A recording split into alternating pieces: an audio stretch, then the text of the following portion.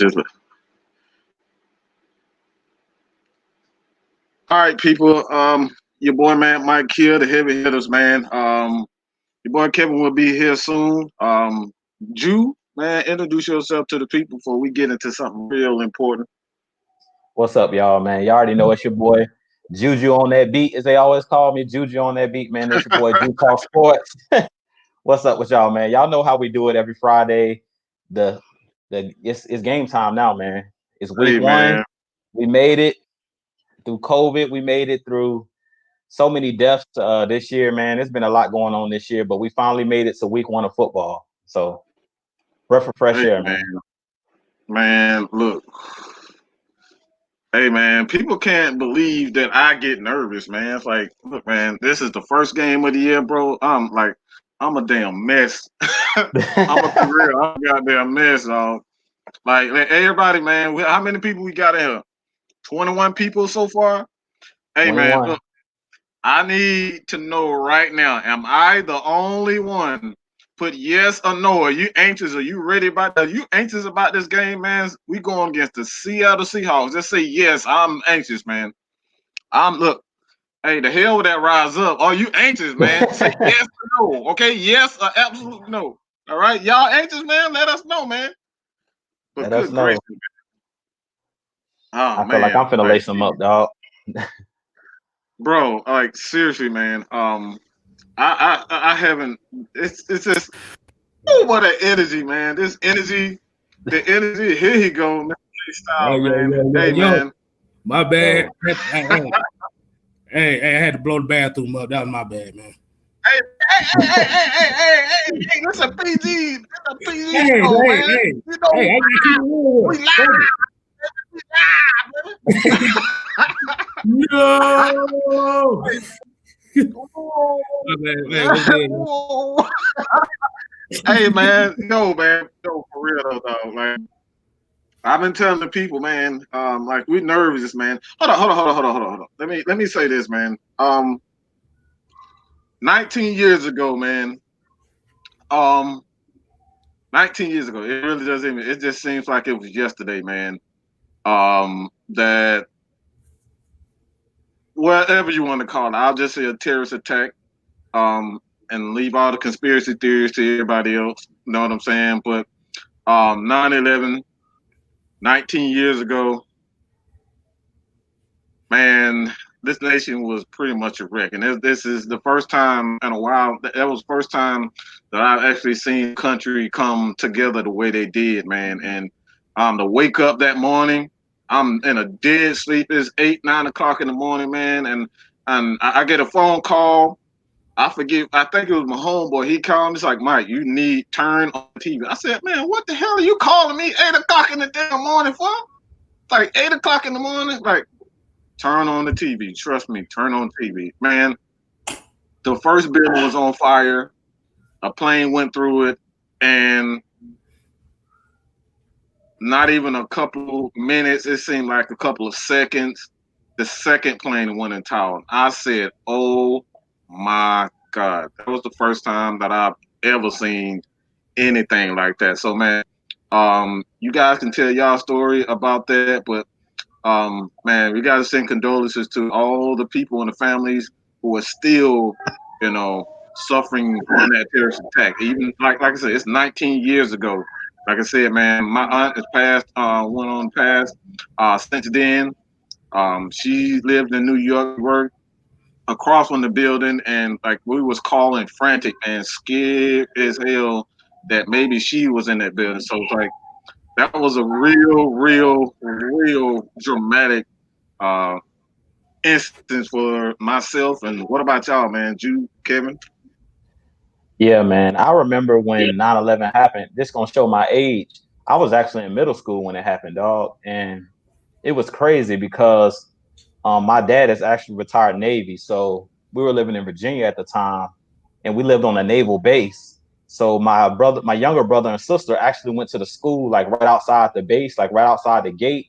And like they weren't playing, man. They shut schools down. They called parents to have the kids, Mm, go home early and stuff like that. So when I came home from school, normally I got home before my younger brother and sister. So when I got home, they were already home already with my mom, and she was like, I had to go get the kids. You know, it was on pretty much every channel. I remember that. It was on Cartoon Network. Any channel you turn to, they was talking about the Twin Towers being hit. So it's just unbelievable that it's been already 19 years. I mean, I can't believe it's almost 20 years since that happened. I'm not too sure. Me and my wife were talking about it this morning. I'm not too sure why it's not a holiday, because so many Americans lost their life on that day, man. Not just people in the Twin Towers, but first responders and just all of the people that, you know, all of the people that were trying to help the people that were in the tower. So it's just crazy, man. And, you know, I just thank God, you know, that I didn't have any close family members and things of that nature that was living in New York at the time, or working in the trade centers and stuff like that, the World Trade Center, because I just can only imagine, man. I remember seeing all of that cloud of smoke and stuff like that. And my wife was watching a video how they were talking about it just looked dark outside all of a sudden because of all of the smoke coming from no building. So, you know, anybody that lost loved ones on that, you know, on that day, you know, I definitely send my condolences. I definitely think, like I said, we need to make this a holiday. It kind of reminds me of Pearl Harbor. It's definitely so many Americans lost their life on that day. So I feel like every American should be able to take a moment of silence and definitely had a day off just to reminisce, because, you know, a lot of lives was lost that day. So that's pretty much my story of remembering September 11th. Yeah, that's about my age right there too. I know I was in middle school. I was prepared to fall asleep in class when that happened. But before I get to my story, I'm gonna say what's up, Anthony Wright. I say what's happening, bro. I know he said what's up, but yeah, I just remember being ready for the lesson plan, and then, like you said, it cut the TV on. We thinking like it's gonna be a new movie trailer out here or something, but it looked that real. Yeah, man. I ain't know there was gonna be apocalypto or something like that, but the way like I said, the news, it just kept showing and it kept showing, and it was like, wow. And then just looking at the street view of it, it really hit home, because it was like you said, all the smoke and stuff that was going on, and I know it was kind of hard for people to breathe. I think they had a clip of somebody online that jumped from one of the towers all the way down to the street. Just just to try to escape. Well, crazy. I said, wow. Then like you said, Cartoon Network, BET, MTV, they're like they shut all programs down. They're just showing it. It's like we always say, man, you can't take life for granted out here, man. You just gotta live every moment that you can. Yes, sir. Yes, sir, man. It's like I said, man. It's a crazy experience to even just, you know, to live through something like that. And you got COVID, man. It's like anytime they have a situation like this, you know, man, like you said, man, you just got to thank God for, you know, just having your opportunity, just, you know, just to be here for your friends, your family, you know, and not just friends and family, just even a stranger, man. Like, you just got to thank God, man. Like, seriously, you just got to thank God for every moment and live this motherfucker like it is like the last day on earth. You only got one day left. Live that shit to the fullest, man. You know what I'm saying? Don't sit back being scary. If y'all want to do something, get your ass up and get the fuck out and do it. No more waiting, all right? And that is a goddamn plug for the Atlanta Falcons Nation, all right? If y'all little scary asses are scary, take your ass to church, all right? If you think you got what it takes, to do what we doing right now, bring your ass to Atlanta Falcons Nation, all right? Submit your videos. Go ahead and subscribe to Atlanta Falcons Nation, all right? We always willing to help any and everybody. If y'all feel like y'all got what it takes, bro, let's do it. There you go. Let's do it. Submit your videos, man. Like I said, you don't have to have a show. You don't have to have a show. That's it. That's it. All right. That's it. All right. So let's get straight to the goddamn business. Let's get straight to the damn business. All right. Archangel, what's good, man? Just going through Amanda. Goodman. Let me go ahead and look in. I don't know how the hell you say that shit. How the hell you say UCK Knight? I still don't understand how to say that shit. Sean, what's good, Sean? Unknown That's my number one fan right there, dog. Look. Hey man, that's my dude, man. I love all y'all, dog, man. No homo, no homo, no homo, no homo. April, look, man, it's a lot of y'all in here, man. Y'all know who y'all are, man. I appreciate for you guys just supporting us, man. God damn, man. I've been doing this shit 3 years and it still don't even feel like 3 years, man. So woo boy. Hey, I'm anxious as a mug, man. I don't even know where to damn start, dog. Man. Hey, man. I'm gonna let you kind of lead tonight. I'm gonna let you lead a little bit, man. Kind of lead the show just a little bit. Where do we start, dog? Like seriously, where do we start? Shoot, man, we're gonna have to chop this up in pieces because there's a lot of pieces to this game. I want to hear from you guys as well. I want to hear from Atlanta Falcons Nation in the chat. I want to hear from y'all. Look, y'all done seen me and Mike's keys to victory. We want to hear from y'all. We're gonna tell y'all what we've already talked about in our videos. And K-Stlyz, this is his platform to go ahead and let loose because he don't have his own platform yet. So, but you guys already know. It's in the works. Yeah, it's in the works. Yeah, it's in the works, man. So, but we want to hear from y'all. But I guess we need to start. I think we need to start with Russell Wilson. I mean, I feel like everything starts and ends with Russell Wilson in Seattle. And my keys to victory, my number one key to victory, if y'all checked out my video, was stopping Russell Wilson. And really, you can't stop him. You can just hope to contain him. So in this game, public enemy number one is Russell Wilson. Anytime you face Seattle, if you can contain him, you can kind of bottle up the Seattle team because he leads those troops over there. He's the number one guy over there on the offense and on the defense. Everybody looks to him as the leader. So, man, I think we need to start with Russell Wilson. And personally, I think the game plan should be with the defensive ends, they have to contain outside, keep outside contained. Takk McKinley, he's one of those guys that likes to sneak inside. And he's going to have to – this game is not about getting sacks. This game is not about getting sacks if you're a defensive end. This game is about keeping contained if you're a defensive end. The guys that we're going to have a big game, and Mike talked about it in his keys to victory, Grady Jarrett, Allen Bailey, John Kaminsky, those guys that play that 3-tech and play that nose position, we really going to need that push to come. We really need those guys to go crazy and try to basically we got to almost put like a fence or a rubber band around Russell Wilson. Because when he gets outside, that's when he starts doing this thing for us, throwing the ball down the field. And that's when he puts our linebackers and those cornerbacks in bad positions where they don't know whether is Russell Wilson getting ready to run for the first down or is he going to throw the ball over my head. So if we can keep him in the pocket and kind of keep him contained and get him running backwards, because we know Grady Jarrett can bring that pressure from the middle. So if we can keep Takk McKinley on the outside and we get Dante Fowler on the outside, that's going to be big. That's going to be big for us. Bro, what the heck is going on? What we got going on here, man? Yeah, man. Everybody want to message me at the same time, bro. Like, let me mute this. Your boy busy, man. All right, man. They call me the Tupac of Atlanta Falcons content creators. All right, I'm a busy man, man. No, I just totally made that shit up. Don't call me that shit. I see. Yeah, man, but that's where it starts, man. We're gonna have to keep Russell Wilson contained, and we know, like I said, Russell Wilson don't want to tuck the ball down and run, but he will if he needs to.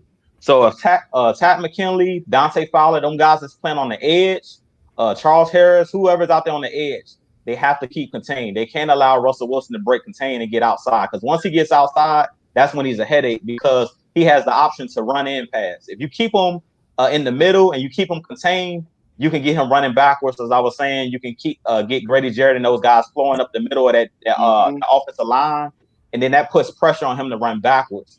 But if we get guys like Takk McKinley jumping inside and stuff like that, and you create, because they like to do those RPOs as well out of the backfield. So With Russell Wilson, you know how he likes to put the ball in the stomach of Chris Carson, snatch it back out and take off running. And if you dive inside, he can either run outside, he can pass it, or they can do those little boots where they can do like the option style college the running game. So it's so many things you can do off of, and that's why I say Russell Wilson is the head of the snake, because he does so many different things through their offense. So what you think, K-Stlyz? I can say it in one sentence. Prevent the big play. I will piggyback off of what you just said about Russell Wilson and about trying to stop him, because that's where he makes most of his big plays is outside that pocket.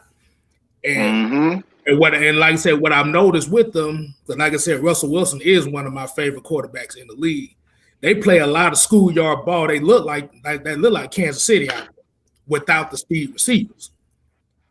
Across the board. But like I said, you want to keep it. Like I said, the defensive ends gonna have to mush rush, play contain, keep him in that pocket. Because like I said last time, he can't throw over a fire hydrant. So you better keep his ass in the pocket. Because like I said, if he has to throw over big offensive lineman, that's taking away half his vision right there. So my thing is, like you said, just prevent the big play, because the way I seen them chucking that ball like that, it almost seems like they don't really have plays. It's just like throw it to a spot, just hope they wide receivers get there. Yeah, man.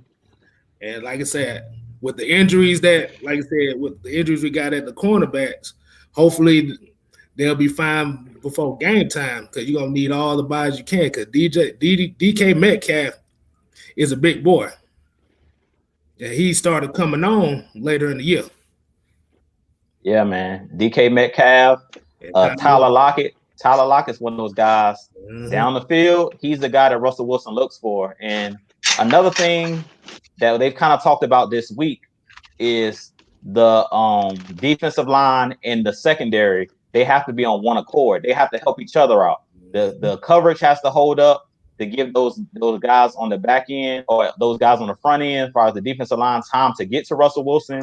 And those guys got to get immediate pressure. I'm hoping that we bring some blitz packages and stuff like that kind of throw Russell Wilson off, because if you give Russell Wilson time, we know in the NFL now you can barely touch him. You can barely touch a receiver past 5 yards. So it's hard once he starts scrambling and stuff like that. That's what makes it tough, because as a defender, your back is turned to Russell Wilson most of the time. If you're in man coverage, and if he gets to scrambling back there, you don't know what you're thinking he's sacked, and he's really back there dancing around, running around, and telling his receivers, go here, go here. He's pointing, and your back is turned to him as a defender. So really, you can't really put that on the secondary.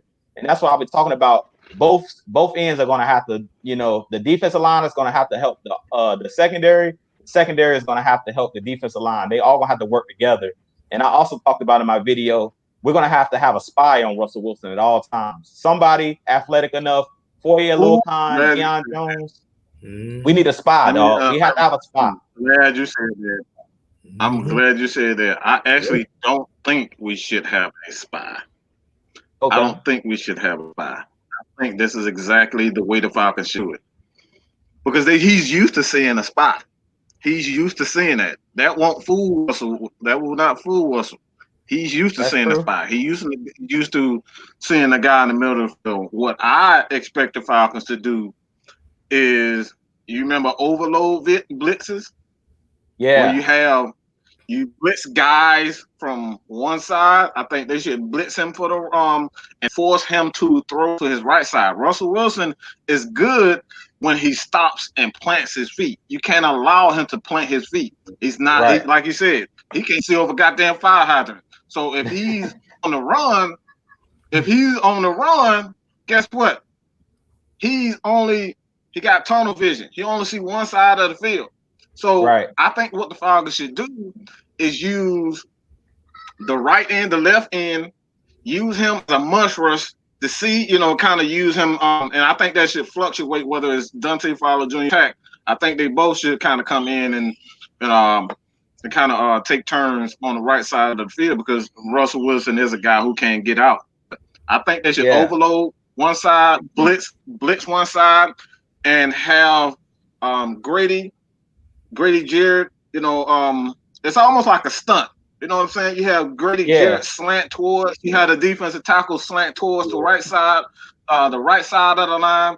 You have the linebacker, because they could be using a lot of 3-4 people. They could use the 3-4 as well. That's why you got a guy like Michael Walker. That's why you got Deion Jones and Foyer. You think these guys? You think they're just gonna sit back and just let them not use their speed? They're gonna use these guys. So it's gonna be mush rushes. I think it's gonna be a lot of mush rushes from your defensive end.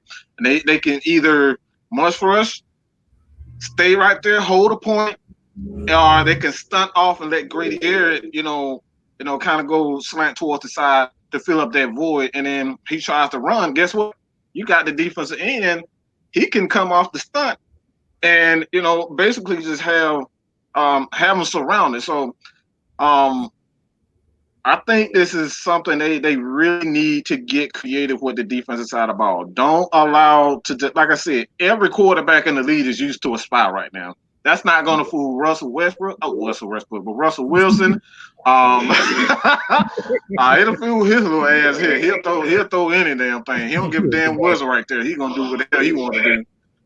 But that's not going to fool Russell. It's not going to fool Patrick. It's not going to fool Lamar. A spy is not going to fool him. So you got to get creative with these. And this is one thing too. I always say, people, this is why I fucking hate. I hate when people say Dan Quinn don't know what the hell he's doing. What the hell are y'all talking about? Did y'all see what he did to Aaron Rodgers? Do we got to go back to that again? Every time, the last 2-3 games we played Aaron Rodgers, we got that ass. We got pressure and we knocked his ass out several times. He designed a play. He designed a game plan to knock his ass around every single time. Don't give me that weak ass bullshit talking about the Falcons. Green Bay doesn't have an offensive line. He's still a running quarterback. That's the same thing that y'all say about. That's the same thing y'all say about Patrick Mahomes. Yeah. That's the same thing y'all say about Russell. That's the same thing y'all say about Lamar. Guess what? It's the same thing with Aaron Rodgers. He's a mobile quarterback. So if Dan Quinn can devise a plan to stop Aaron Rodgers, it ain't nothing for him to devise a plan for Russell Wilson. All right. So, that's how I think they should really, really, kind of go after. Don't do anything traditional, man, because he's seen it all. All right, he's seen it all, especially a spy. A spy is not going to change. It's not going to fool Russell. He's too smart. He's been in the league 7 years now. Yeah, he's seen it all. He's seen it all. Man. So that's not going to fool him. So they're going to have to get creative. Like I said, I've told people all the time, and I got a PSA for a lot of content creators tonight. So y'all stay for that shit. All right, I got some shit to say about that. All right. So if y'all really want to see Mad Mike, stay tuned because I got shit to say. All right, because I've been sitting back quiet for too goddamn long. So everybody right now, go tell y'all motherfucking friends, go tell your friends, go tell your sister, go tell your dog, go tell your mama, your bald head cousin, everybody. Go call all the motherfuckers. Because I got a PSA for all these Falcon content creators think they just gonna come in here and just. That's a preview. I'm getting ahead of myself. So slow it down. Slow it down. That's how you amped up. It's week 1. You amped up, dog. Hey, man. Hey, dog. Look, man. Hey, man. LaTravis was good, man. Wallace, Anthony, man. Look, positive thinking. I love that name, dog. I really love that damn name. Let me highlight this real quick. Let me highlight that real quick. God damn it. Look like shit already. No. Look, man, I'm just having a hard damn day. Okay, I'm having a hard day today, dog. I'm having a hard day. Yeah. But any damn way, all right. Positive love, positive thinking. But yeah, that's the way. That's the way, man. I ain't smoking none. I'm just having a hard day. All right. I gave it up. So I'm about to say, so y'all don't think like zone blitzes will work against them? Because I'm thinking with that offensive line and how bad that Seattle offensive line, you would think them zone blitzes was actually kind of help them. Because you don't want, like you said, you want to change the pre-snap look. Right. I say this, man, and like Mike was saying, I completely agree with Mike when I was saying a spy. You don't want to do one thing against Russell, period. Like what Mike was talking about, mush rushing and whatever. One thing I want to see in this game is adjustments. At halftime, don't come out doing the same thing because Russell is so smart of a quarterback. If you're doing the same thing the whole game, he's going to figure you out. He's just like any of those guys that's been around, Tom Brady, Aaron Rodgers. If you're doing the same thing over and over and over again, if you keep giving him the same test, he's going to ace it eventually. Too smart for that. He's too smart for that, dog. He's too smart for a spy. Yeah. He's too smart for us to do anything consistent, like the same thing the whole game. Because they're going to make adjustments to what we're doing. At halftime, if we're much rushing and that's all we're doing, they're going to make adjustments. I talked about it last week that we're going to have to do different things. On one side of the field, we're going to have to be running man. On one side of the field, we're going to have to be playing zone. We're going to have to throw them off, keep them off balance. And that's the most important thing is keeping Russell Wilson off balance. Blitzing, showing blitz, and don't blitz, you got to keep him on his toes. Because if he gets comfortable, it's a wrap. And that was our problem last year. We talked about it last week. That quarterback got too comfortable against us last year because we would sit back in our cover 3 and just say, okay, we're going to let you have the underneath instead of mixing it up. It's nothing wrong with running cover 3. The problem with running cover 3 is if you're going to do it all game. Mm-hmm. That's the same thing with Philly. Yes, Philly we all know when you play against the Eagles, they're going to zero blitz you all day long. That's all they do is blitz. And that's what happened last season, week 2. Blitz. Yeah. Matt Ryan and the Louisville coming. They said, okay, y'all can keep blitzing us. They okay. do it. We're going to throw this bubble screen real quick. The Julio, because we know once Julio get one-on-one with anybody, it's Waffle House time. Yeah, man. Jet Jones. Yeah, man. So we're going to have to mix it up. Yeah, there's a lot of variables. Which one offensively, Kim? Like offensively, how do you see, how do you see the game plan going against that defense of Seattle? It's like this is not the same. Look, let me say this though. I'm gonna say this first. All right. Let me say this. Jamal Adams can kiss my ass. All right. I'm not scared of him. All right. The man was in New York. He's the only bright spot in New York. So, of course, he's going to look a lot better than what he is because he's the only person there. It's like having a team full of – look, we're just going to say this. We're just going to say this right now. I know this might hurt a lot of Hawks fans' feelings. It's just like having – it's just like having Trae Young and the Hawks with a bunch of scrubs right now, man. That's what it is. That's Jamal Adams. He got traded for a reason. I'm not saying he's a bum, but why should we fear Jamal Adams? Like, seriously, why should we fear him? What is he great at? He's a very good safety. He's good at a multitude of things, but why should we fear him? Why should we fear, like, if anything, we should fear a guy like Earl Thomas. He's a guy who he is a ball hawk. He can read a quarterback. He can bait quarterback. That's not Jamal Adams' strong point. So I've seen a lot of people like, oh, they just got Jamal Adams. Well, I'm more in fear of KJ Wright and Bobby Wagner than I am Jamal Adams. So let me know what y'all. Let me again, Kevin. Let me know how the Falcons, attack that defense. Attack Jamal Adams. Like I think Hayden Hurst will have a big game.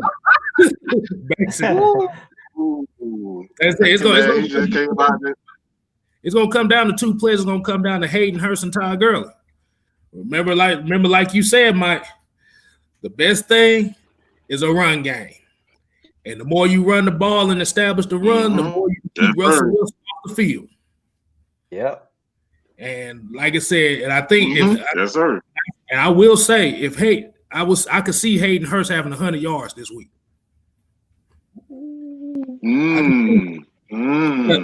Ooh, that's a hot take, boy. I like that take. Hey, I'll eat crow on that myself, but like I said, you can't really double nobody. And then, like you said, with that athleticism that Hayden Hurst has, you got to account for that. If you don't account for that, he's going to tear your ass a new one. It's going to be the booty warrior all over again. But I definitely don't think they. Go ahead. No, I said I don't think they like my take on Jamal Adams. Fuck him and fuck y'all too. If y'all don't like what I said, fuck him. Y'all sound like some goddamn Tom Brady apologists. Fuck him, Jamal, healthy, fucking whatever the hell. Fuck him. There ain't nobody scared of his ass. He got to worry about Julio and he better worry about Ridley ass zooming past his goddamn ass, breaking them goddamn ankles. That's what he better worry about. The hell I'm worried about him. I'm sorry ass cornerbacks they got. The Jamal Adams. Better worry about Julio. We got some monsters, but we got some monsters at receiver. That's what I'm talking about. Like the hell with like this is what pisses me. I'm sorry, all over the place. I don't know why I got so much energy right now, but this is what pisses me off. Hey man, I'm just out for no fucking reason right now, man. Man, maybe it's just football season, man. Hey, that's what it is, dog. Maybe that. Hey man, it's football season, bro. Like I'm like, look. We got some. I think people are really underestimating Calvin Ridley and what like this dude. I think this is what's really, really wrong with a lot of people. They are really, really underestimating Ridley. All right, they really underestimate. This dude is an absolute monster when it comes to running those routes. We've seen a couple of routes. We seen a couple of plays from AJ Terrell, but they did not show him getting his ass burnt on a couple of plays against Calvin, Mr. Ridley. Ridley was giving his ass the business, okay? Not business, the business. He giving him the goddamn business. So if that is Calvin Ridley, and you seen what he's done to safety, you seen what he's done to some of the best corners in the league. They tried to put a little Marshawn Penalty more on him. No, he broke his fucking ankles. He broke what's the other one that came from New York? What's that sorry ass corner, Mr. Eli Apple or whatever the hell his name is? He broke his ass too.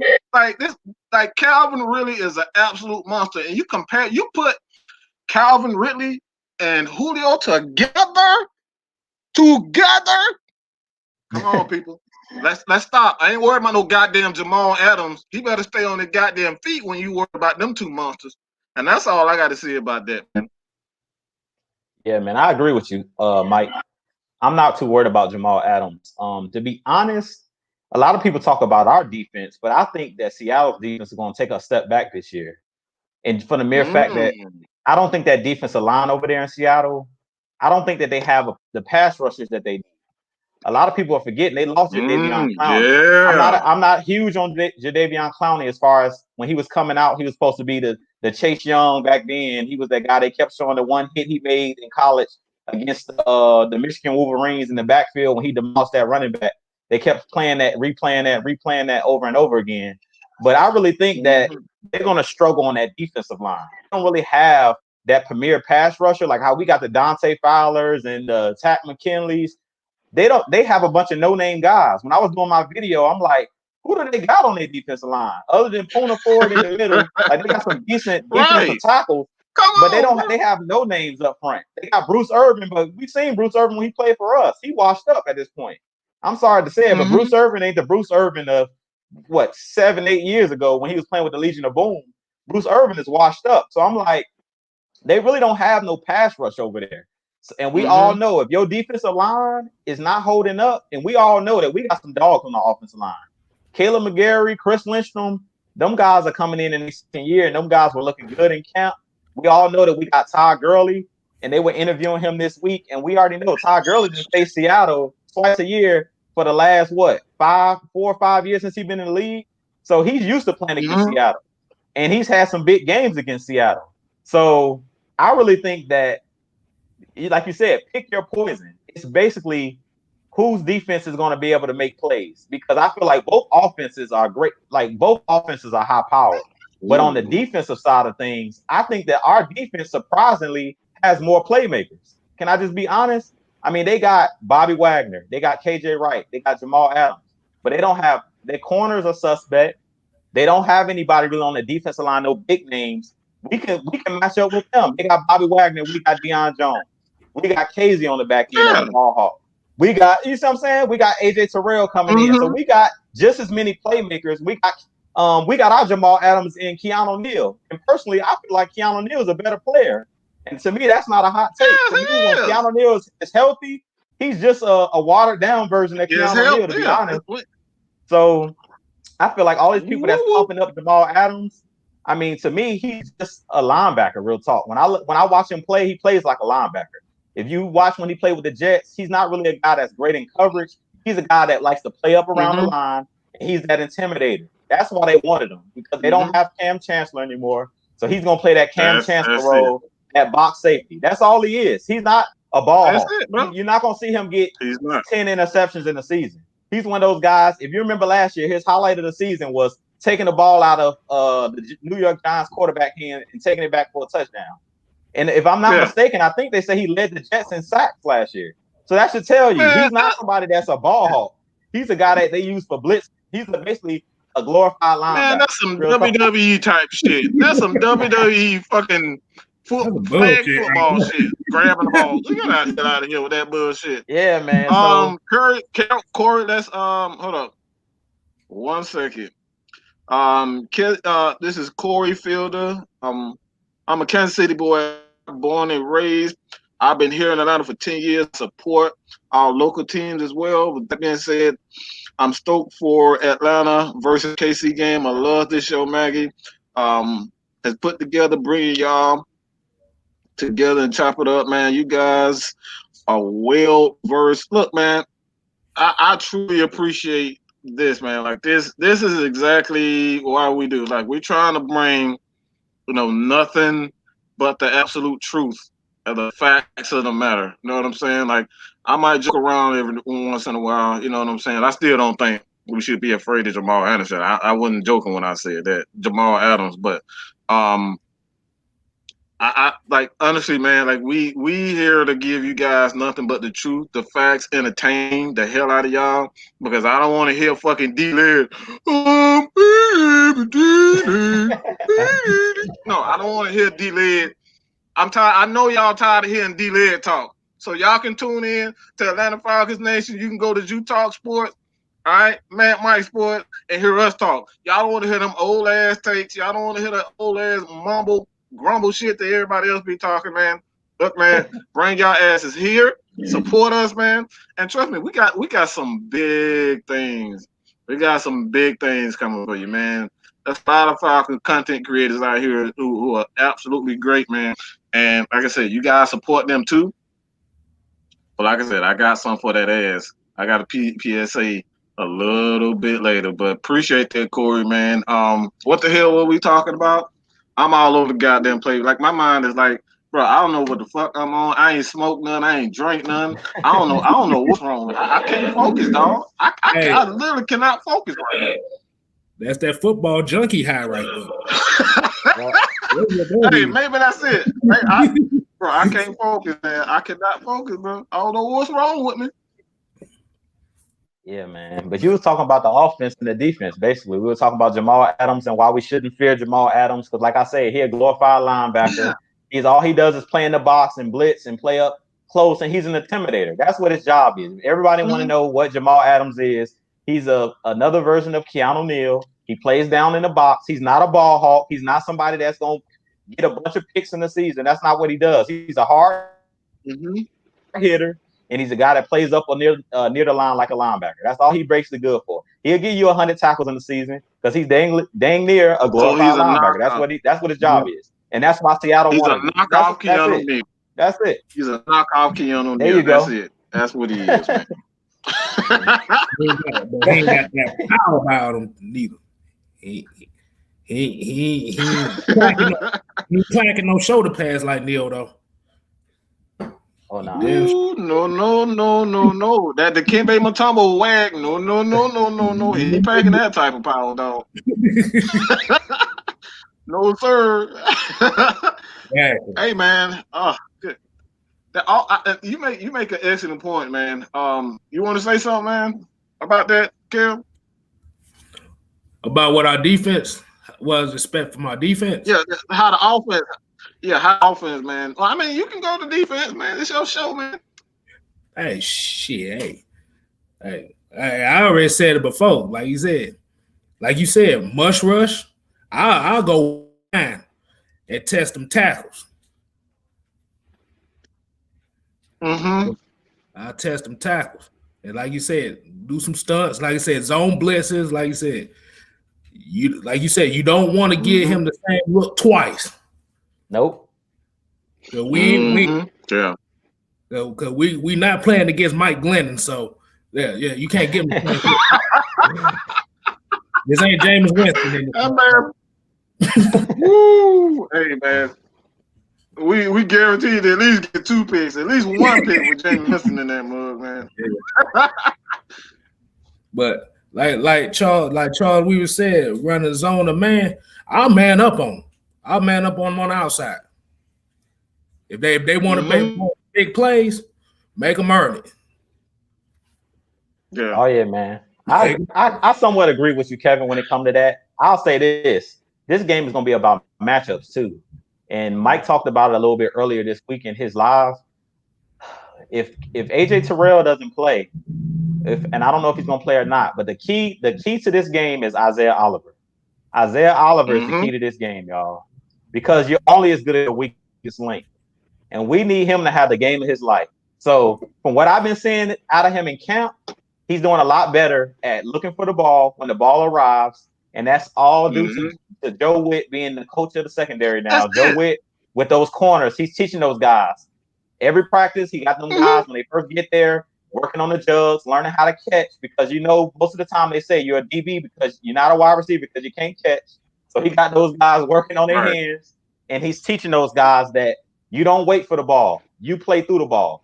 He's teaching those guys that you have an entitlement to the football just like the wide receiver.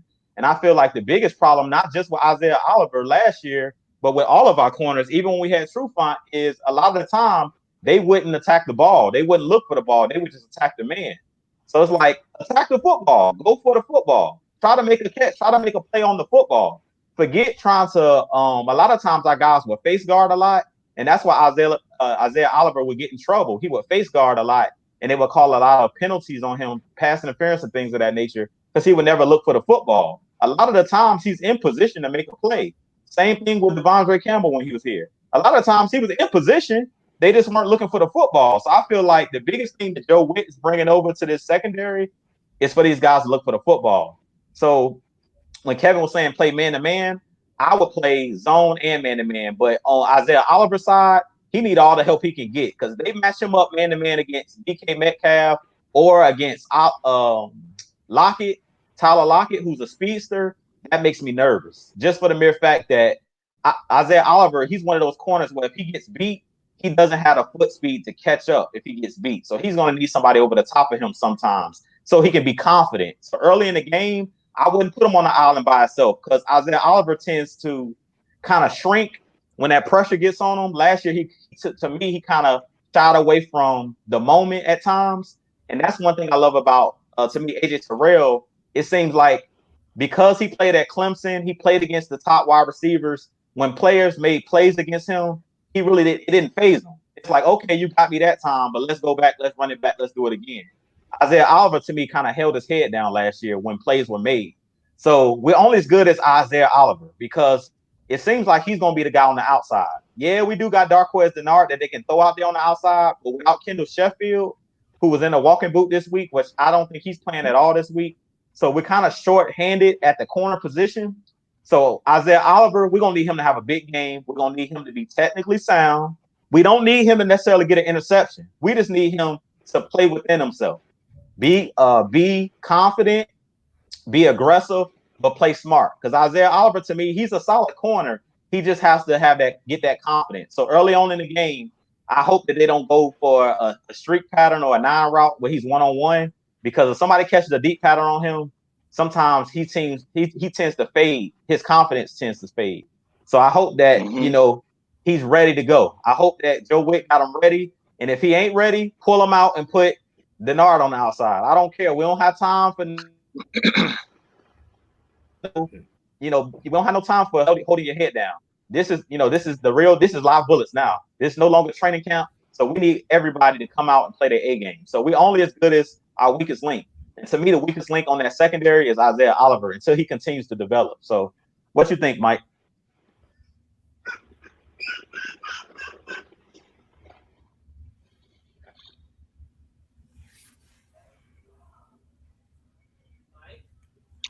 I'm gonna be real.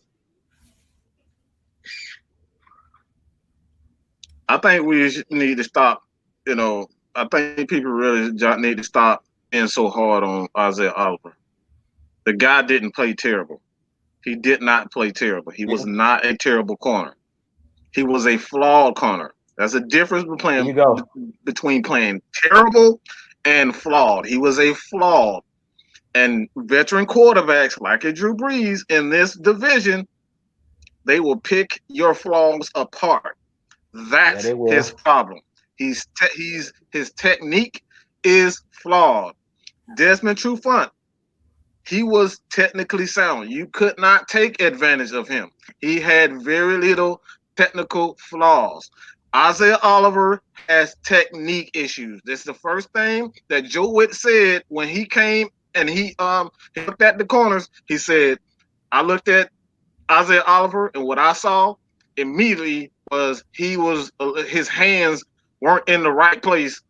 He never said that he lacked the speed. He never said he lacked the quickness. He said his hands were the issue in press. So I'm gonna need people to chill the fuck out when it comes down to Isaiah Oliver. Isaiah Oliver is a flaw. Techniques can be fixed. All right, look at Darius Slade. He didn't get off to a good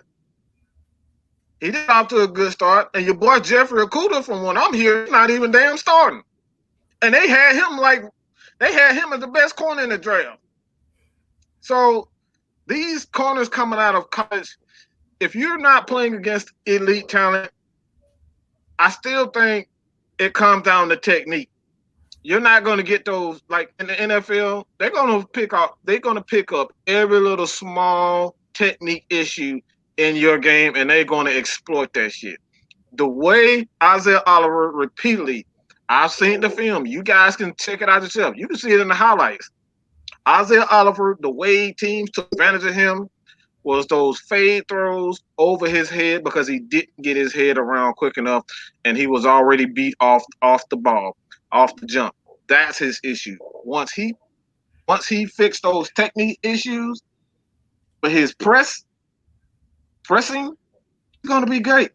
The guy has, he got fucking long ass monkey fucking chimpanzee arms. You know what I'm saying? Like, that man can hang from fucking trees with them big ass long ass arms. You know what I'm saying? Man. Like, look, the man can speed and he got long ass arms. So I don't think he's a bad corner. I honestly think right now, I think he's best equipped to be the number one corner for the Atlanta Falcons. Everybody who know me, I'm not gonna give AJ no fucking love. I don't give no goddamn rookie any love. Why the fuck should we respect him? Why the hell should we respect AJ? Because he look. I don't give a damn about that. That's training camp. He looking all big and bad in training camp after he made a play on Ridley. Like, I'm supposed to be impressed with that? No. I want to see that shit in the game. I don't give a damn about where you were picked. I don't give a damn about Jeffrey Okuda, where he was picked. I don't give a damn about Jalen Ramsey, his $105 million. His ass got smoked again by every receiver in the damn National League, in the damn National Football League. Look, that man got smoked by every elite corner. And I'm talking about the guy who just got $105 million. Julio, look, the only thing that saved his ass was Dante Fowler Jr. and Aaron Donald. If it wasn't for them, his ass would have been grass. Julio had that man on skates the whole game. And not just Julio, Michael Thomas, all them receivers had his ass smoked. So this is why I always say give corners 4 years of consistency. If you can't give me a 4 years of consistency, you're not an elite corner. There is no such thing as elite corners anymore because of the rules. I need 4 years of consistency. That's the new, like, if you want a shutdown corner, that's what a shutdown corner is, consistent play, not necessarily how many interceptions you get, because we've seen plenty of times where we have cornerbacks have 6-7 picks in a damn year, and then the next year he got one. Mm-hmm. Is he still a lead corner? Because like we just seen that with Marshawn Lattimore. We got him in our division. He damn near led the damn the NFL in interception. Where the hell he been since? On the damn ground on the sideline, huffing and puffing for air. That's what he been doing. So I don't want to hear nothing about AJ Terrell until I see it. I like I said, I'm hard on corners, bro. Like, corners, my favorite position. I'm hard on the corners. Until I see it, I don't give a fuck about no damn training camp. And look, man, y'all can take this shit, but because, like I said, man, people are getting on Isaiah Oliver for having a flaw in his game, and we haven't even seen AJ in a real live game. And y'all, he's a shutdown corner. Man, this man in practice, bro. And I wish I could play that damn clip right now. Practice? Come on, bro. Get out of here with that. Don't give me that jump about no damn practice, man. Julio smoke his ass during the game. Let him guard Julio. And we'll see how tough. Let him guard Julio the whole game. Let AJ Terrell guard Julio the whole game, and we'll see who fucking elite. So don't miss me with that bullshit. Don't get mad, people. Don't get mad because I'm speaking the truth. Y'all know it's true. What I think, man? Yeah. Respect. I promise it ain't nothing in this cup. I promise you it ain't nothing in this cup. It ain't nothing in the cup, man. All right, whatever, man. There's something in there. It's called football.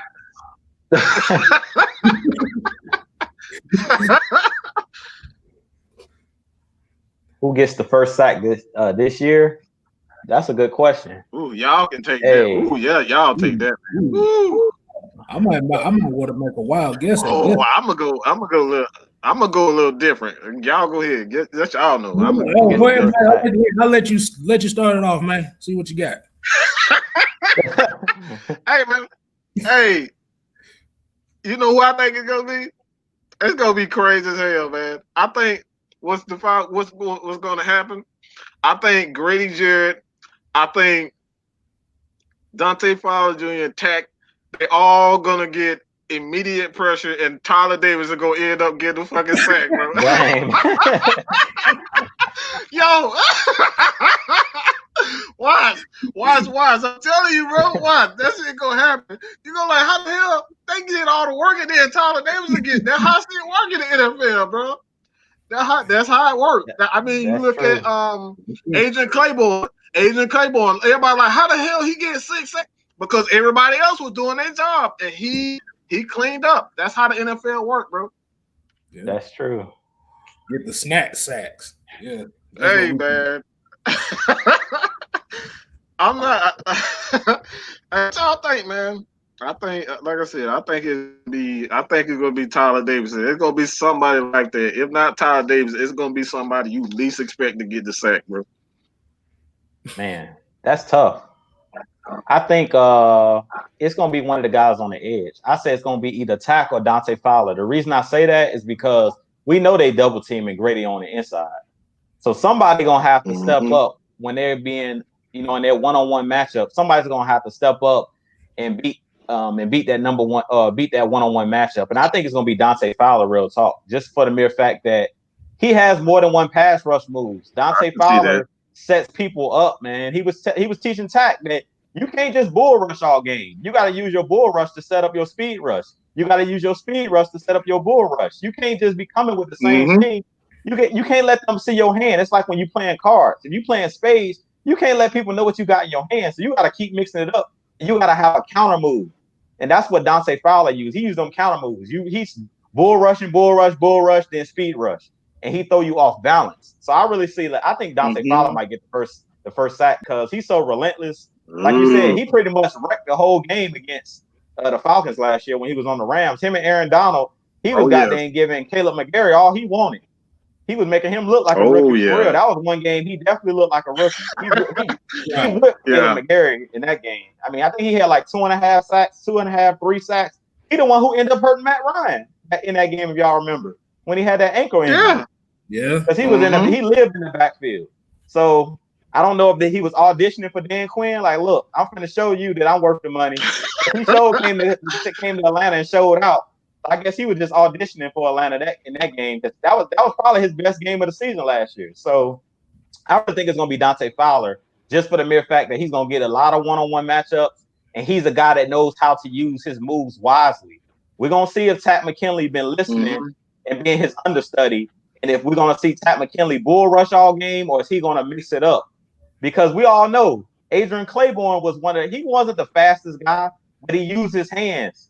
He had that one little wax on, wax off, that Mr. Miyagi move, but that Karate Kid will work, man. Oh, yeah, man. That one dude on the Cowboys couldn't hold him, dog. He did that one move the whole game, that little club chop, and he destroyed Dak Prescott in that one game. That one game he did that same move. So I'm gonna leave Tat McKinley to go find Mr. Miyagi, man. He got to learn that wax on, wax off, man.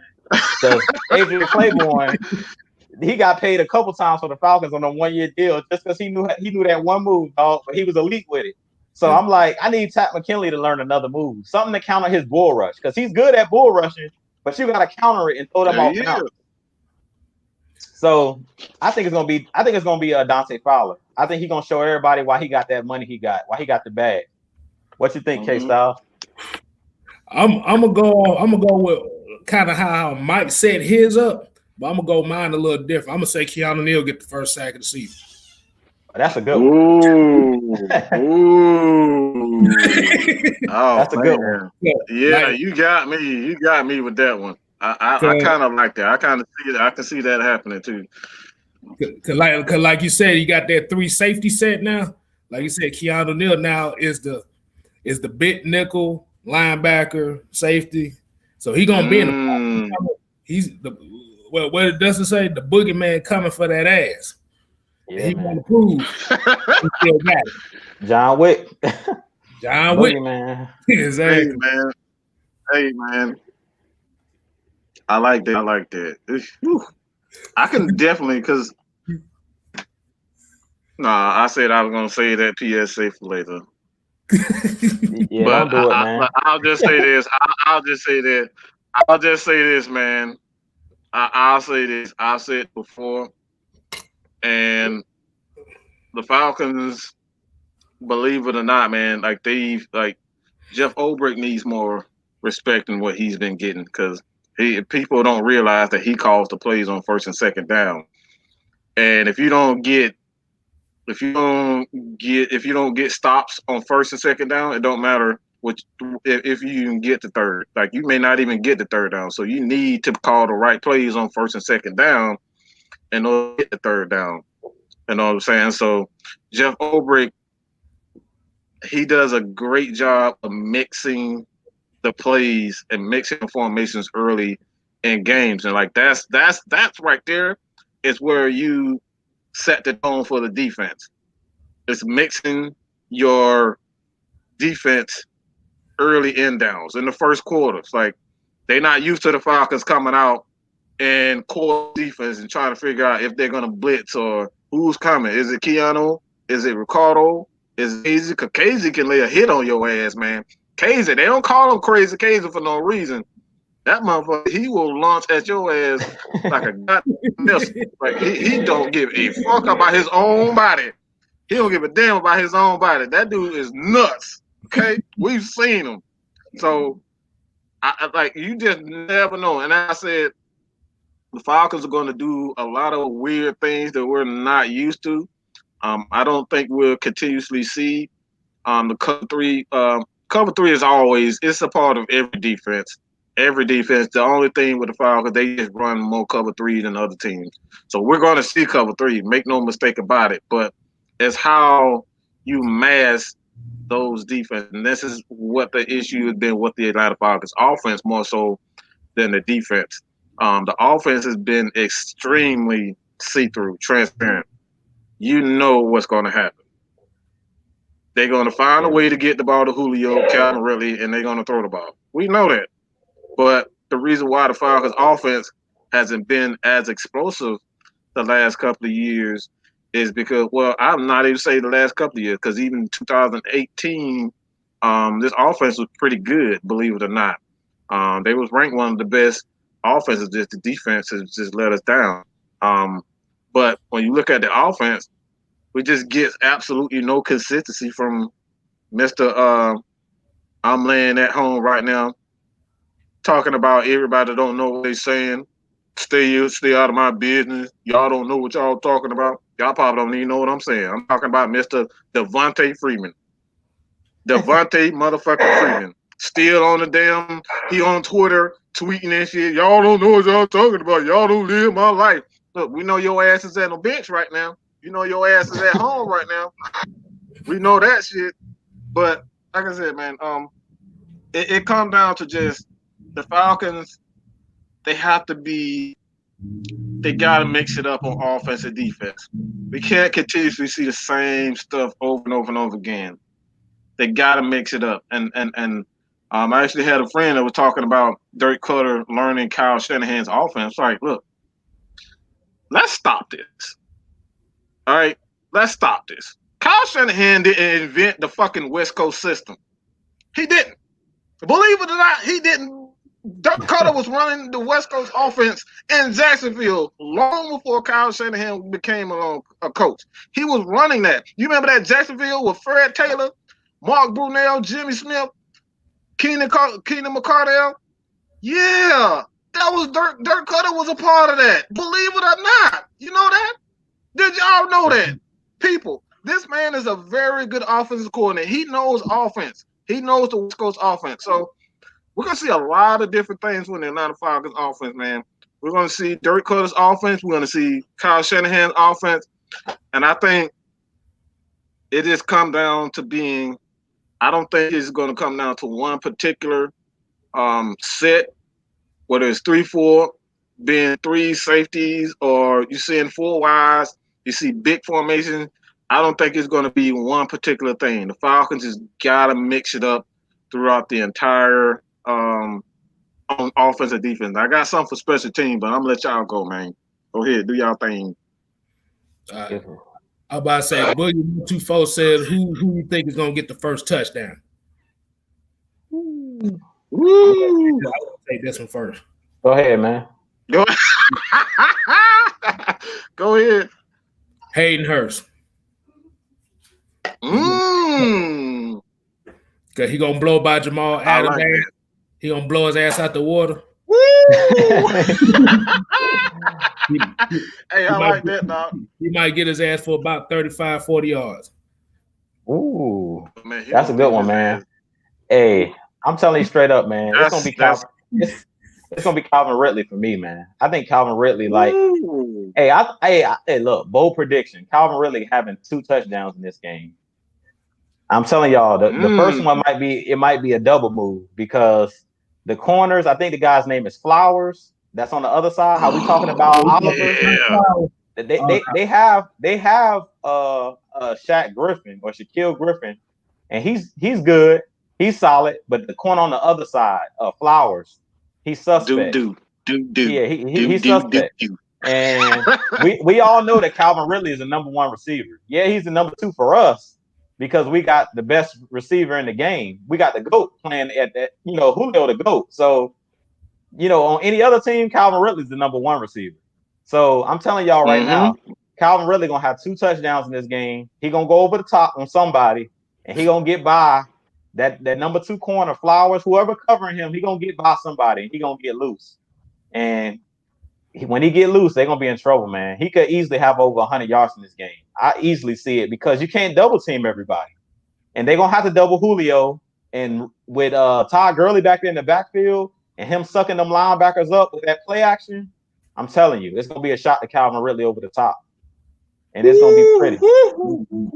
Yeah, somebody gonna be eating his dust. I'm over here. They call it fly red for a reason. I'm over here salivating, though. I'm salivating over here, man. Hey, man, I'm salivating over here. Do you know why? It's because I think Falcons are going to set a tone, dog. I think what they're going to do, they're going to give us a heavy dose of Todd Gurley on that first time, and we're going to smash a motherfucker in the mouth. I really think they're gonna set a tone with Todd Gurley early in that running game. Right? People are gonna think we're gonna come out and pass the ball to Julio, pass the ball to Todd Gurley, pass the ball to Hayden Hurst. And I think they're gonna come out and set the tone early, set it early that we're gonna play power, physical football. This is not the same Atlanta Falcons. We in that black, we got new jerseys. This is the new physical Atlanta Falcons. We're going to come in and punch their ass in the mouth, and we're going to beat one of the most solid teams in football. They're going to set a tone early. Like I said before, we used to seeing, we already know that Matt Ryan, as long as he's healthy, he's going to give us 4,000 a year. In his sleep. In his sleep. He can do that. Oh, by the way, bitches, all you bitch ass Matt Ryan haters, newsflash, Matt Ryan needs how many yards do you know? 3,900 yards to pass. Something. Yeah. Who? Yeah, man. I thought it was like 37. To pass whom? To pass Peyton Manning. Hey, man. It's 39. 39 to pass Peyton Manning as the all-time, the quickest quarterback, the most yards in 13 years. All right. The most yards, 13-year history. Not one quarterback has ever done that. Not that old prissy ass Tom Brady. Tom Brady never did it. Warren Moon never did it. Dan Marino never did it. It's yours truly. Your boy stays healthy. Guess what? He's going to be one. He's already one of the all-time greatest quarterbacks. I don't give a fuck what nobody say. He's already an all-time great. Period, point blank. There's nobody who's done it like Matt Ryan outside of Peyton Manning. No one.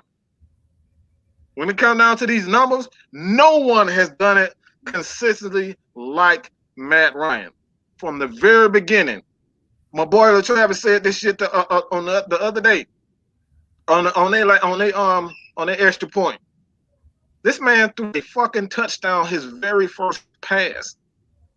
How many quarterbacks have you seen do that? A touchdown on their not first drive of their career, the first fucking pass of their NFL career. And why are we still, seriously, why are we still doubting this man? The man don't want he don't want offensive rookie of the year. The man don't want player of the month. God knows how many freaking times. 500 yards passing in a game. Julio 300 of them. How many times are we going to doubt this man? So as long as the Falcons has Matt Ryan, I'm not concerned about the passing game. The Falcons need to come punch Seattle dead in their fucking jaw. Like Mike Tyson say, everybody got a plan so they get punched in the mouth. And then it's going to have the NFL scrambling trying to figure out how the hell we're going to stop. Oh, shit. Did y'all see that? Todd Gurley had 150 yards for the Falcons. How the hell we going to stop this team? That's how you set a tone. That's how you scare the NFL. Game fucking one. I want to see Dirk Cutter say, guess what? Y'all think I'm going to come out this bitch passing. I'm going to trick y'all motherfuckers. Hand the ball off to Todd Gurley. Hand the ball off to Todd Gurley. Hand the ball off to Todd Gurley. Play action. Hit Hayden Hurst. Play action. Hit Julio. Run that bitch to get in the red zone. Hand it to Todd Gurley, touchdown. That's how you set a fucking tone. That's how you change it. That's how you win over Falcons fans immediately. Exactly. Immediately punch their ass in the mouth. That's how you do it. And that's what I'm looking for the Falcons, man. I completely agree with you, Mike. I completely agree. Like you were saying, we're going to come out with Todd Gurley. I agree with you. We go run the ball, punch him in the mouth, run the ball, and then hit him over the top with Calvin Ridley. That's what I think is going to happen. Because they're going to suck them guys up. And Bobby Wagner is going to come flowing downhill, dog. Jamal Adams is going to come flowing downhill, getting ready to, he going to be salivating. Then he coming downhill to get Todd Gurley. Next thing you know, here comes Fly Red flying down the sideline, wide open, dog. I'm telling you, that's how it's going to happen. Them guys, because if Todd Gurley's getting those 5-6 yards a clip, they're going to have to load the box. They ain't going to have no choice.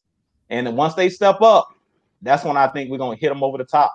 So I don't think it's going to be just a spread offense and we just throwing it all over the place. I think they're going to establish the run. And once those guys see, oh, man, we're getting gashed, because a lot of people don't realize, I think Seattle was like one of the worst teams last year in stopping the run. I seen something like they were ranked in the 20s last year in stopping the run. So that's critical. If you can't stop the run, you're in trouble. And how we talking about Seattle, that was one of my keys to victory for us as the Falcons. How you were talking about, you hit on this a little while ago, Mike, and I kind of wanted to piggyback on it when you were talking about being able to get them in third and long situations. I think we're going to have to do a good job in this game on first and second downs of making sure we limit how many yards they're getting per clip when they run the ball. Because if you let Seattle come out and get 4 and 5 yards a clip in the run game, and you put them in third and shorts, that's when the playbook is wide open. And it's hard to get offenses off the field, especially with mobile quarterbacks, because they can run for 2 and 3 yards. You definitely want to put them in third and longs. When you put them in third and longs, then you can let those guys like Dante Fowler, Grady Jarrett pin their ears back and get after the quarterback.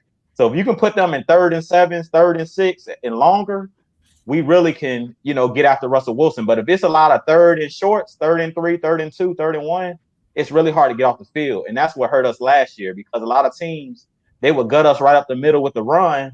And on third down, it was a lot of 3rd and shorts. It was 3rd and mediums, 3rd and 4, 3rd and 3 and lower. And when it's those short 3rd downs, your playbook is wide open. But when you're in a 3rd and 8, 3rd and 7, 3rd and 9, your playbook ain't wide open then. And you know that they throwing the ball. They have no choice. So we kind of want to put those guys in that situation. If we can shut the run down and limit how much they're getting per clip, I'm not really worried about how many times they run the ball, because we know that Seattle likes to hammer the ball. Their rush defense was 23rd. I told you they were in the 20s. In the league. Yeah, I knew they were in the 20s. Yeah. So if you can run at them, they just like, we know that we're Seattle East. We know Dan Quinn was there. We run pretty much the same defensive scheme. So it's the same thing with Bobby Wagner and with KJ Wright. They have those linebackers that can run. But if your defensive line can't hold the point, as you always talk about, Mike, if they have the same problem that Deion Jones had. If you let them guards and those offensive linemen get up on those linebackers that's running sideline to sideline, you're going to get 8 alive. You're going to get 8 alive, dog. So that's what happened last year. Teams were eating them alive, and that's what I'm talking about Todd Gurley. Trust me, Todd Gurley is licking his chops, because he faced them last year, and he was licking his chops. When they went up there to Seattle, he was running wild, dog, because the offensive line was eating them alive. They was getting up on them linebackers, and they couldn't shed it. And we're going to have to do the same thing, man. It's very important. It's imperative.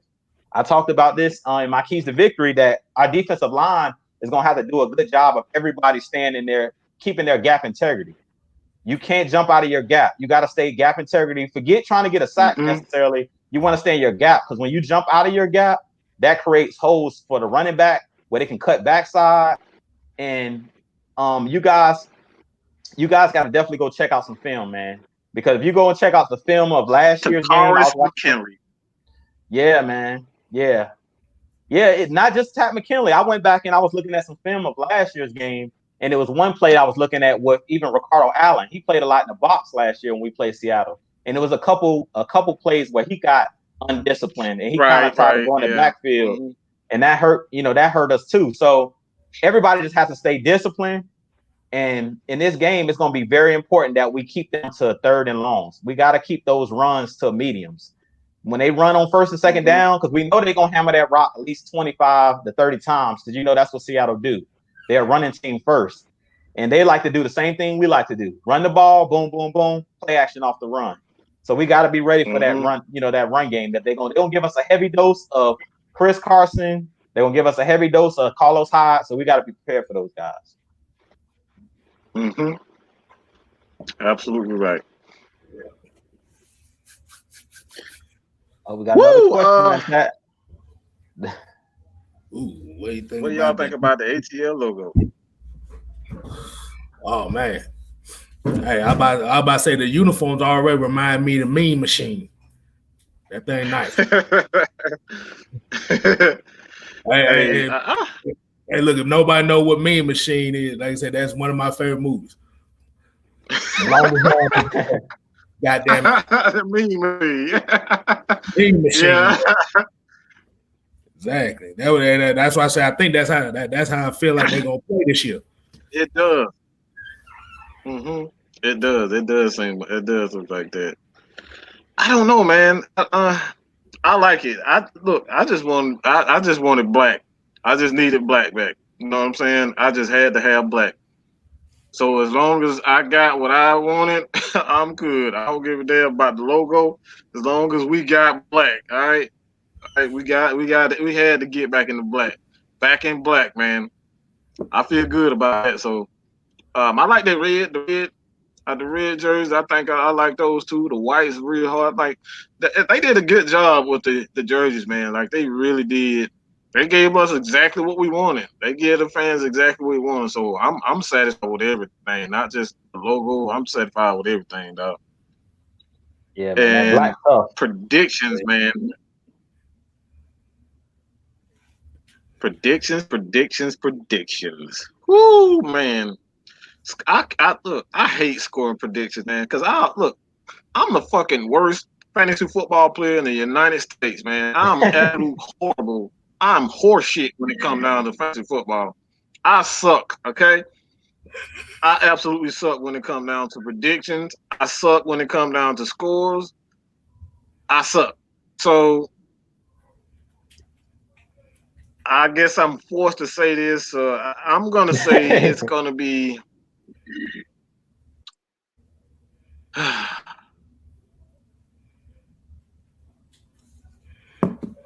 I think this is going to be a low-scoring game. For some reason, I can't get a low-scoring game out of it. I think it's going to be like 17-14 or something like that, Falcons, man.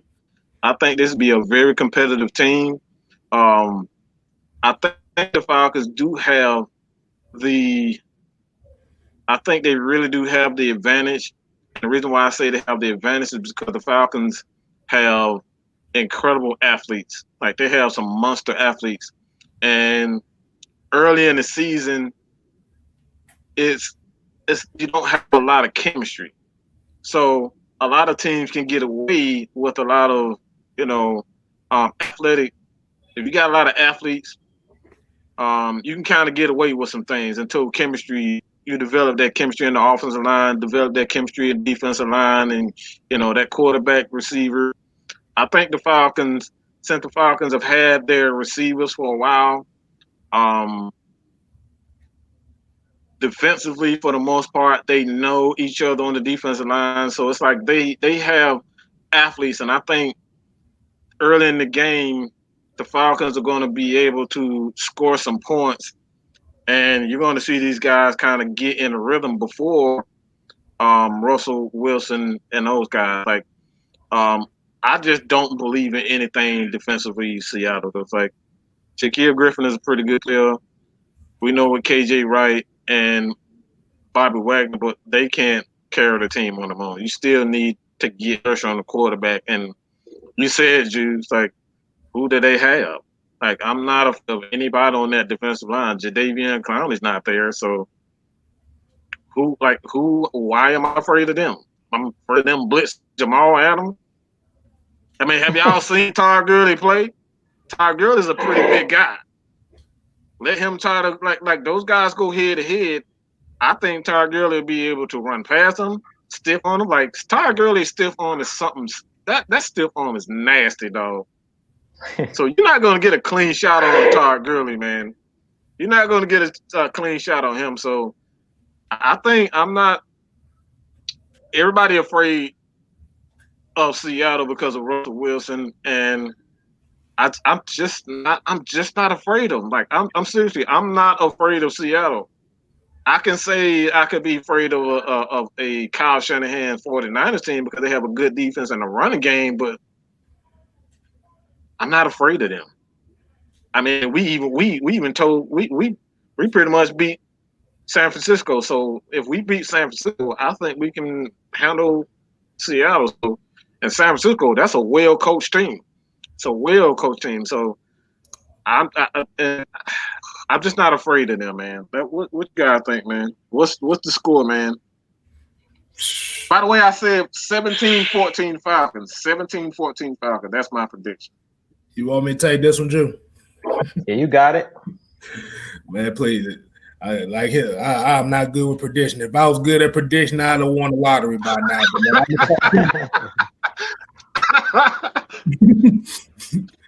I'm going to say 27-24 Falcons. And as much as we talked about the offense and defense, I think special teams going to have to be a big part of this game. Man, boy, you got that right. Like you said, we got to keep Seattle in some long field. They need to be seeing grass 80 yards away, not 40 yards away. Mm-hmm. Yeah. So I'll go 27-24 Falcons, and I'm gonna stand on it too. That's a good call, Kevin. That's a good call, Kevin. Yeah, I'm somewhere in the same ballpark, dog. I like that. I'm calling 28-24. 28-24 is what I'm gonna call it. It's gonna be a good game, but I think Matt Ryan and them their offense gonna get rolling. I think the defense is really gonna need time to kind of gel. But we brought pretty much everybody back. I mean, other than Todd Gurley, it's only so much you got to do as a running back. He's the only serious new addition that we're bringing in. The wide receivers been here. Russell Gage know what to do. Julio know what to do. Ridley know what to do. Hayden Hurst gonna know what to do because usually the tight end is the check down and you go up the seam of the defense. And if they're not covering you, Hayden Hurst, you keep running. You just go up the seam of the defense every time. So I think that our offense is gonna get rolling right away. I think the defense is going to take time for them to build that chemistry. And I want to see what we do with our defensive line. Like, how are we going to rotate those guys in and out? That's what I'm watching. I'm never worried about the offense. As Mike already said, I'm not worried about the offense because I know what I'm going to get out of Matt Ryan. I know what I'm going to get out of Julio. I know what I'm going to get out of Ridley. You can't stop them. Really, with the offense, I'm just a little concerned of the protection. That's the only thing I'm a little bit concerned about because I want to see what the guards are going to do. What is James Carpenter going to do? That's the one guy that I feel kind of like could be a weak link. So I want to see how those guys gel up front. But if they protect Matt Ryan, are we gonna drag them? If they protect Matt Ryan, it's a wrap. We can put up 35, 40 points easy. Boy, for real. But I don't really know how that's gonna pan out. Like I don't know who's on the Seattle, as I was saying, on the Seattle's defensive line. But at the same time, they could try to get aggressive and try to blitz. And if guys are not ready to pick up that blitz, which I know Gurley gonna be ready. So that was one upgrade that we needed out of the backfield. And Mike made a video about this as well of our running backs being able to block and pick up those blitzes that's coming. So if we do what we're supposed to do, I'm not worried about Matt Ryan. He throws for 300 in his sleep. Julio get 100 yards in his sleep. Julio averages 100 yards per game. So that ain't nothing. Average 100 yards. Yeah, he averages 100 yards. So he get 100 yards in his sleep. I'm not worried about that. I just want to know how we're going to mix that thing up front because I don't know how healthy Marlon Davidson is. I don't know how healthy Charles Harris is. I don't know what kind of condition these guys are in because how Michael's amped up. Just imagine these players that ain't played no preseason games. It's one thing to have a little scrimmage. Yeah. It's a totally different thing to be in a game. You know what I'm saying? Where you all hyped up and there's no fans to get you juiced up. You got the crowd noise pumped into the stadium. That's one thing. But not having that fan atmosphere, I'm kind of wondering how it's going to feel to the players being in an empty stadium. You know what I'm saying? So I think those guys might be so hyped up in the beginning of the game that they might use all of their energy in the first quarter, dog. They're so hyped up. And then the rest of the game is like, okay, let me adjust this thing. because I think all of them guys are going to be super amped. They're going to be in the new uniform for the first time. They're going to be back, Todd Gurley, a new addition. So I really think the guys are going to be so amped up that it's going to take them time to get into get used to the conditioning of the regular season and get back into game shape. So I think the guys are kind of going to have to play their way back into game shape. But if they protect Matt Ryan, we put up 30 points easy. So I'm saying 28-24. And the reason I say it stays close is because Russell Wilson, like I said, he can make magic, man. That dude just pulls rabbits out of hats, man. He's a magician. So he going to muster up 21-24 easy just because he's going to hit you with a couple big plays just for the mere fact that your secondary can only hold up for so long with him doing all that scrambling that he does.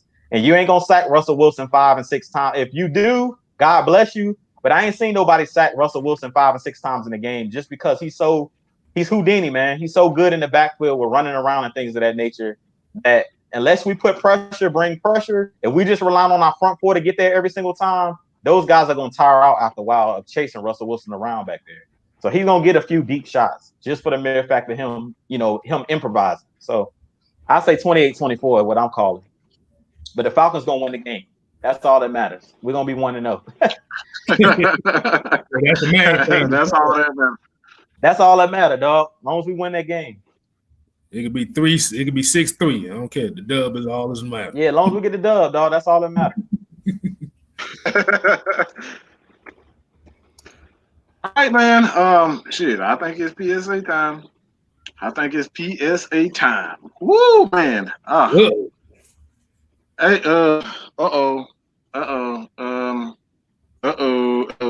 SpaghettiOs. Y'all remember that commercial? SpaghettiOs. It sound about good right now. Hey, man. Look,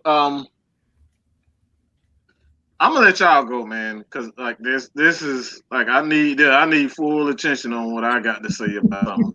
I need full attention. So y'all go. I'm ending this motherfucker. All right, Drew, I'll let you go ahead. Go ahead first. Are you gonna let me take it? All right. Yeah, go ahead. Take it. Let me see here. I think where I want to go with it is just the appreciation for running backs. If you guys watched the game last night, the kid out of LSU that played for the Chiefs, Edwards Clyde the Glide. Yeah, man. Oh boy did his thing last night. And Clyde the Glide. Yeah, man. Oh boy did his thing last night. But I think we need to put some respect on these running backs' names, man. I'm getting tired of all of this. The NFL's a passing league. At the end of the day, football is about moving another man against his will. And like Mike Plan, if we can get back to running the football, running the rock, like the days of Jamal Anderson when he was here in '98, when we were just running over everybody, running through everybody, we got to get back to that, man. People love to talk about Kyle Shanahan and how brilliant he is. But if you think about it, what makes Kyle Shanahan great? He comes up with great running schemes. He's not the best at drawing up passing plays and things of that nature. That's more Sean McVay. He's just good at using running backs at what they're good at, putting running backs in the right position. And I just feel like the NFL, the value of the running back position, I think running backs really get disrespected. Christian McCaffrey, Todd Gurley, all of these guys, when they say don't pay these guys because you can always go find another running back. I agree with that, but that's pretty much with any position. Look at New England. They pull wide receivers off the street and make them household names. So it's pretty much the same. I feel like the running back position, we need to put some respect on these running backs' names. Edwards Hilaire out of LSU, he was, I think, the 32nd pick in the first round. So I was just happy to see a running back go out there and ball and actually see a running back get picked in the first round. Because I'm getting tired of hearing we can get a running back out of the 4th, the 5th, the 6th round. Hey, look, man, some of these running backs got talent. Todd Gurley is really going to show this season why the Falcons needed to bring him in. We're going to see a huge upgrade over Devontae Freeman. No disrespect to Devontae Freeman. I love Devontae Freeman, but he's not Todd Gurley. And we're gonna see that early and often on Sunday. Just watch what I'm saying. It was a reason last year that the Falcons, I think we didn't have no 100-yard rushers last year at all. In no games last year, we didn't have a single 100-yard rusher. So I think this year, Todd Gurley is going to turn a lot of heads. All the people talking about he got a bum knee. Y'all gonna see why he was a beast at Georgia, and he's still a beast. Madden dropped his ratings this year. I think he like an 86 on Madden. Oh, they're gonna have to boost that rating back up into the 90s. He's gonna prove a lot of people wrong. Because trust me, Todd Gurley is one of them guys. He jokes with the media and stuff like that, but he got a chip on his shoulder. The Rams felt like he wasn't worth it, and they just moved into a new stadium. But trust me, he got a chip on his shoulder. He finna show everybody. It's a reason why Julio pulled up on this to this man's house and say, "Look, come to Atlanta, come play with us. We need you, dog." He went in. Julio don't talk a lot, but he went and recruited that man for a reason. You don't. And you guys gonna see that. Yeah. He don't talk a lot, but when he do, you better listen. And he knew Todd Gurley got a lot left. So a lot of people that's thinking Todd Gurley is washed up and he got a bum knee. Last time I checked, I think Todd Gurley's only 25. He still got a lot of juice left in them knees, man. So he's one of those guys that he's playing dead on you guys. Watch what I say on Sunday. A lot of people their eyes are gonna be open. It's a reason why Matt Ryan said when they went up to the stadium for that scrimmage. And he talked about Todd Gurley turning it to another level. When them bright lights come on, certain players take it to another level. Y'all gonna see why Todd Gurley was an X factor when he was on the Rams. He gonna bring that same as Shannon said, keep that same energy. Oh, he gonna keep that same energy on Sunday. Y'all just watch. That's all I'm gonna say. We'll put some stank. Hey, man. Man. All right. Go ahead. Mine is gonna be a little bit more serious, and it's dealing with mental depression and all this stuff. Cause I know y'all done heard Skip Bayless talk out the side of his ass about Dak Prescott. Mm-hmm. And I don't know if a lot of people don't know. Forget that Dak Prescott just lost his brother not too long ago. Yeah, man. And you got guys like this telling him you don't need to air out your depressions on air just because you're a quarterback. You got to remember, these football players are not machines. Like I said, we're not machines. We are supposed to feel certain ways. I'm surprised Shannon Sharp didn't clothesline this motherfucker on the show. But like I said, especially like in today's days, like I said, depression is like a major thing, and internet bullying it's just not condoned. You got too many kids out here that are so depressed that they're willing to take their life just to get away from the pain. And we have to learn how to embrace people and what problems that they have and help them. And I say it's just it's just sad when you look at these football players and you, like you said, you forget that they're human. That's just like saying, okay, Thursday night, the guys are in unity and you got the fans out here booing them. Yeah, that was crazy, man. Like you're that basically exposing yourself as bigots. Like I said, the kneeling of the national flag, like I said, you basically just proved the point that the national flag, y'all getting mad at Colin Kaepernick, it wasn't about no flag. Because those same folks don't give a damn about military people. But the ride from my point, like I said, if you know somebody, like I said, if you know somebody that's dealing with something, personal issues, like I said, help them out. Because maybe you helping them out can save their life. And I'm gonna end it on that because I'm just ending on that. Oh yeah, one more thing. Go Rambling Rhett Saturday. Okay, back to where we're going. Man, you could have kept that bullshit, man. Just shit. You could have kept that. Man, forget all y'all motherfuckers. Hey, I'm part of the motherfucker. So what? Hey man. Miss Becky, you want to go first? You want to go? Yes, I do, y'all. I ain't got no rant. No, go ahead. Go ahead. I'm hyped. Go ahead and do your little last whatever, because I'm hyped. I'm ready to get hyped on this thing because we got a game Sunday, y'all. Hey, I'm gonna say it like this, man. And this is a little bit serious. it's serious from a standpoint of I don't think a lot of people understand the work. Like, you know, people like myself, Maggie, Jew, Lieutenant Dan for unintentional grounding, Top Billing, you got Voss Lombardi, Feline Sports Podcast. Like, man, we give our lives. Like, we literally lock ourselves in the room a lot of time to give you guys content. All right. We love doing this. This is what we love to do. And we do this for y'all. And we got some content creators. I'm not going to say their name. Y'all know who the fuck y'all are. Y'all know who the fuck y'all are.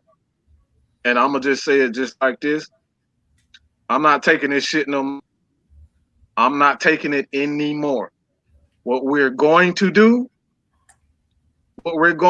from here on out, we're going to respect each other's craft and each other's hard work. That's what we're going to fucking do.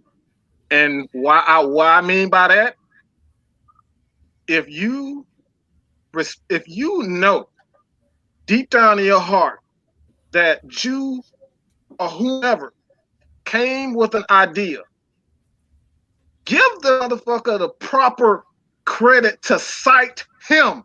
Don't just take it as if you came up with it and then get on a live show and then take hold of credit. Oh, I did this, I did that, I did. No, everybody can tell you that when I am on my shows, I cite Jew, I cite Dan, I cite Aaron Freeman, and Aaron Freeman and I, we don't see eye to eye. We don't always see eye to eye. But when I see something that I like that Aaron Freeman does, Scott, I don't know how the hell you say his last name. I'm just say Scott C. All right, I don't know how to say your last name, but if I see something that I like from these guys, I give them the proper respect. That's just the respect of the game. You know what I'm saying? That's how the game goes. Don't just take people's stuff and you know you steal it. You know you stole the idea. And then you hog all the credit as if you did it. I'm not a damn genius. I got a team of guys around me to help me get to this point. I didn't do this by myself. But I know what I'm doing. I do my research, and I spend 10 hours, 12 hours sometimes a day helping you guys get, like, I'm giving you guys content. We spend a lot of time doing this. And from now on, I'm telling you just like this.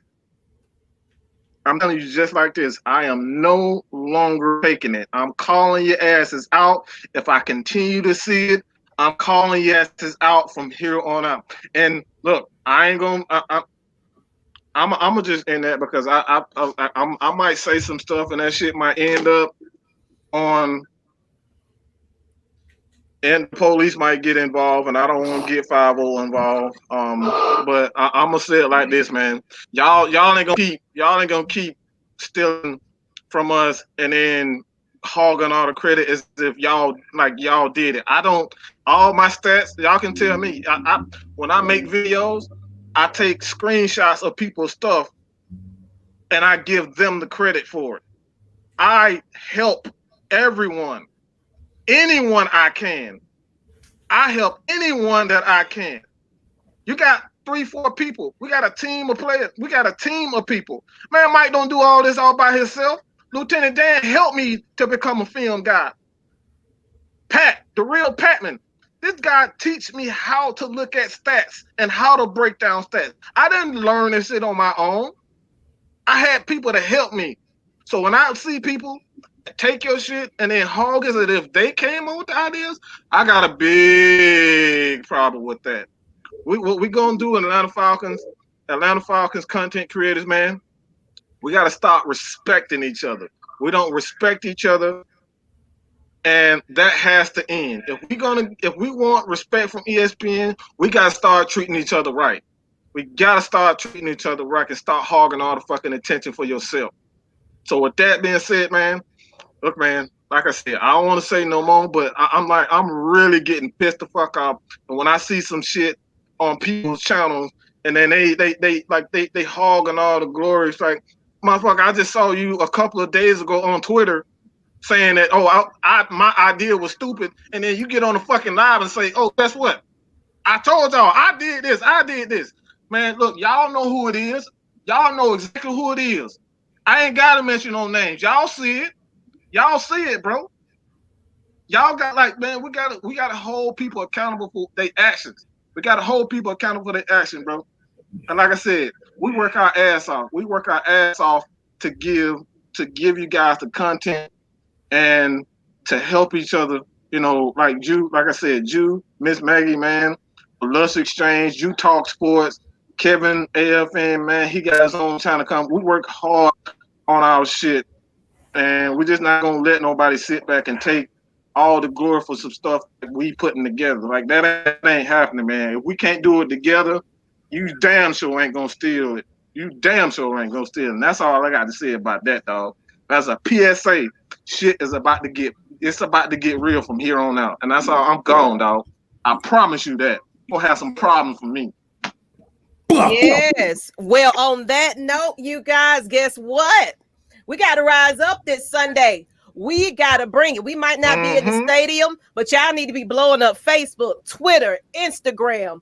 Let's stop all this negative Falcons news. When you got our reporters dogging us and talking about us, y'all got to be the fans and say, no, the Falcons are here this year. This is our year. I'm sick and tired of the negative from the news articles, from the radio stations that don't give the Falcons no kind of love. We are bringing Falcons positive content. I want to see the fans show the fuck out. That's what I'm saying.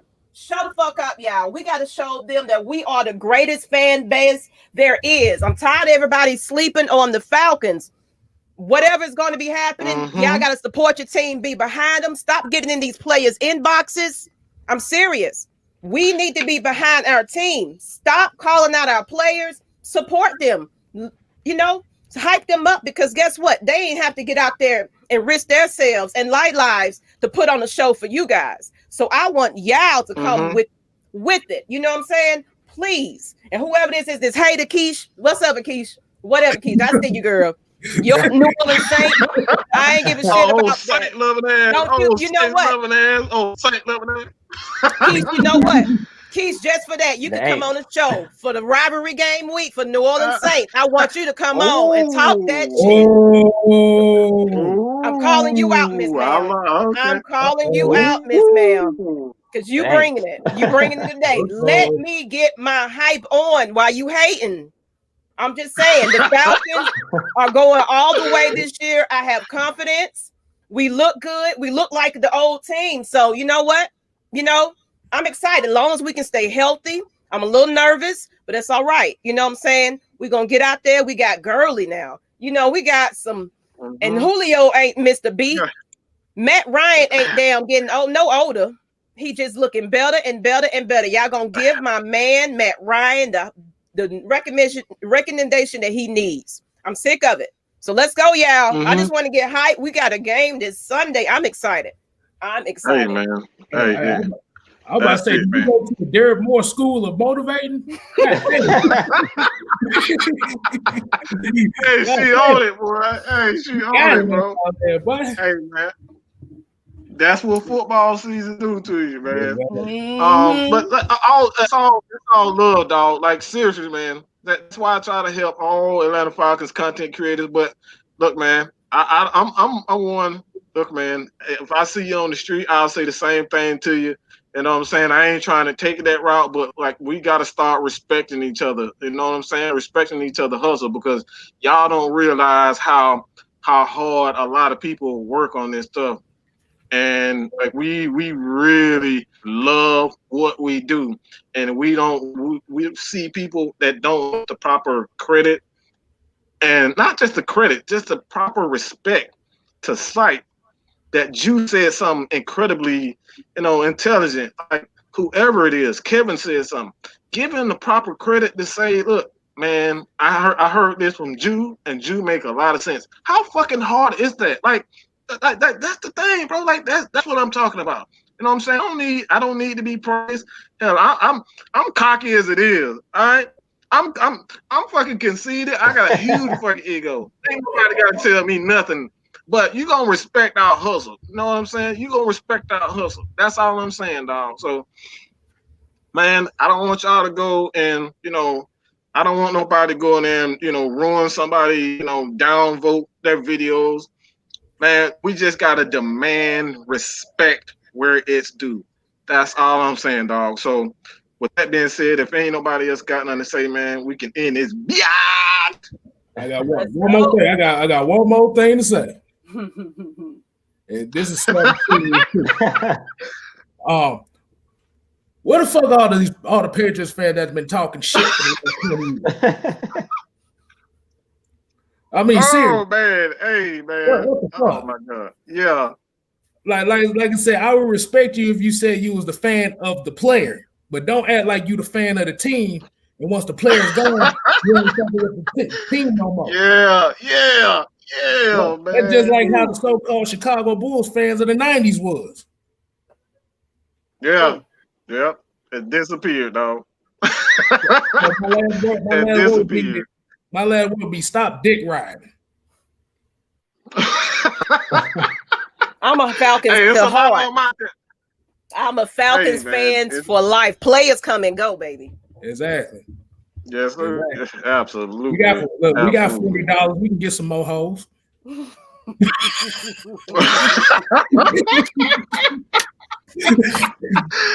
wasn't ready for that one, man. Oh man, I wasn't ready for that one. Oh man. You got to throw that one, man. Oh man, I'm good now. I'm good. Hey man. But I would say, like I said, I appreciate, like I said, we appreciate all the fans that tune in tonight, and like I said, just giving y'all the opportunity to chat with us and vibe with us, and we all one family. We all we got, goddamn. Mm-hmm. Absolutely. Yes, sir. So, with that being said, let's rise up. Yo, let me rise my beer up. Rise up.